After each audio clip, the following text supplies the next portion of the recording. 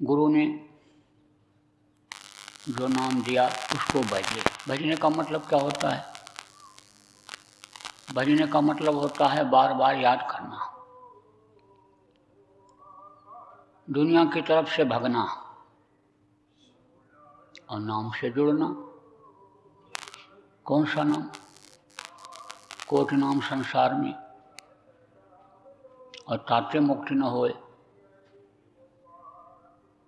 और आदि नाम जो गुप्त जप बेला बूझे कोई, वो नाम जो आदि नाम है और जो अंत तक पहुंचाएगा। अंत कहाँ है? जहाँ आगे कुछ न हो। क्या कुछ न हो? जैसे धरती पर आप जाते हो, जमीन पर चलते हो, समुद्र के किनारे जब पहुंच जाते हो तब कहते हो ये धरती का अंत हो गया, अब आगे कुछ नहीं है। क्या है? पानी है, समुद्र है, समुद्र दिखाई पड़ता है। तो उस जीवात्माओं के समुद्र में जो सतलोक में है, जो अलग खबर आगामी लोक में है, जब वहाँ ये जीवात्मा पहुँच जाती है तब इसका अंत होता है और वहीं से यह नाम नीचे उतारा गया है। तो ये आदि नाम भी है और यह अंतिम नाम भी है। यह नाम जो आपको मिला, गुरु ने दिया, यह नाम मिल जाने के बाद और इसको समझ लेने के बाद, इसकी डोर को पकड़ लेने के बाद फिर और नाम की जरूरत नहीं रह जाती है। तो इसको कहा गया गुप्त जप। आपको सुमिरन करने के लिए बताया गया, ध्यान करने के लिए बताया गया, तो कहा गया कि ऊपर से कपड़ा डाल लो, आंख बंद कर लो और अंतर में जपते रहो। बाहर से कभी अगर कोई सुमिरन करते देख भी ले, माला डुलाते भी देख ले, तो अंदर में घुस करके आपको कोई नहीं देख पाएगा। तो कहा गया गुप्त। गुप्त मतलब अंदर में, अंदर में जपो, गुप्त जप। बेरला बूझे कोई। बेरला का मतलब कोई कोई। कौन? जो साधक होता है, जो साधना करता है, जो इसको समझता है, गुरु के दिए हुए नाम को जो समझता है और नाम के प्रभाव को जो समझता है, वो कोई बिरला ही होता है।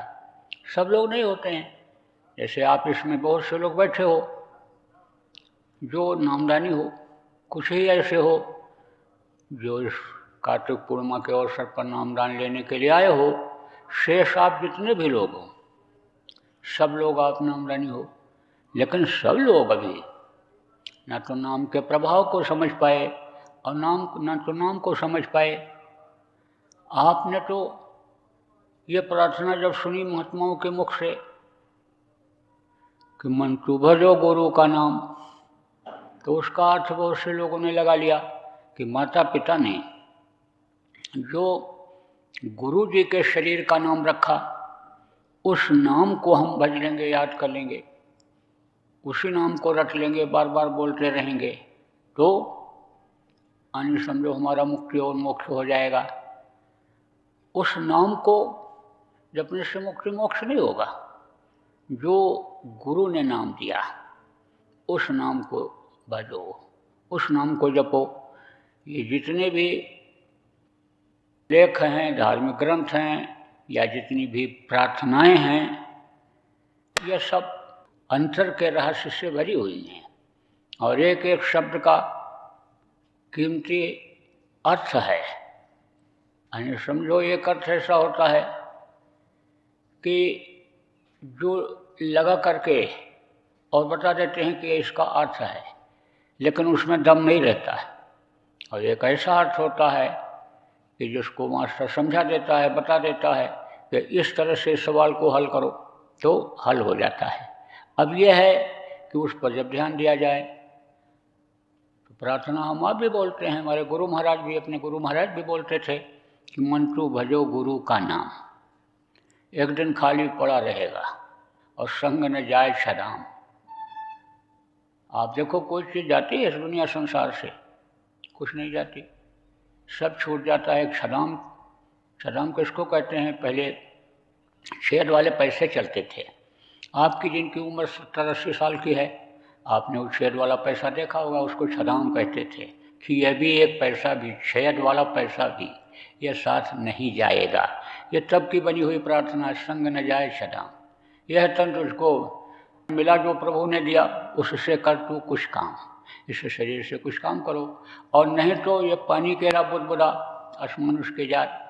जैसे पानी बरसता है, बुलबुले उठते हैं, देखते देखते छिप जाते, ऐसे ही यह समय जब पूरा हो जाएगा तो ये शरीर छिप जाएगा। अब आप देखो कि जो दुनिया संसार से चले गए, उनके शरीर को कोई अभी अगर देखना चाहे देख नहीं सकता है। धरती में मिला दिया गया, मिट्टी में मिला दिया गया, इस मिट्टी के शरीर को चाहे गाड़ करके मिला दिया गया, चाहे जला करके राख बना करके, और इस मिट्टी में उसको मिला दिया गया, ये मिल गया। तो आपको इस चीज़ को समझने की ज़रूरत है कि शरीर के रहते रहते गुरु के दिए हुए नाम को याद करो, भजो, बार बार उसको याद करो, सुमिरन के रूप में याद करो, ध्यान के रूप में याद करो, भजन के रूप में याद करो। अब ये ज़रूर है कि सुमिरन जो होता है वो प्राथमिक सीढ़ी होती है।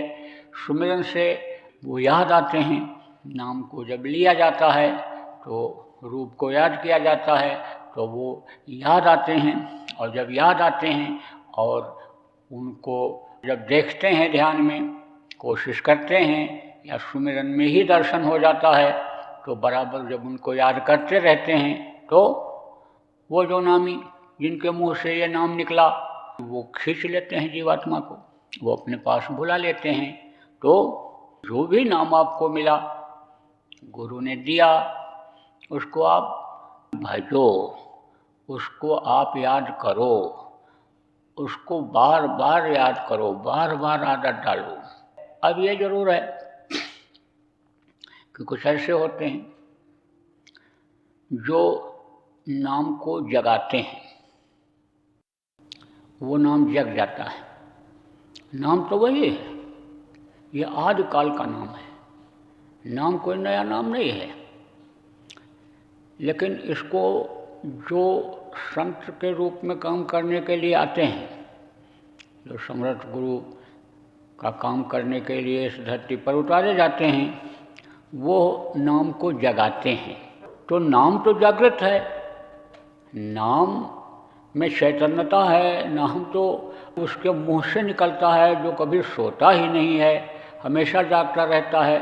तो नाम को जगाने की ज़रूरत नहीं पड़ती है। किसको जगाने की ज़रूरत पड़ती है? इस सूरत को, इस जीवात्मा को,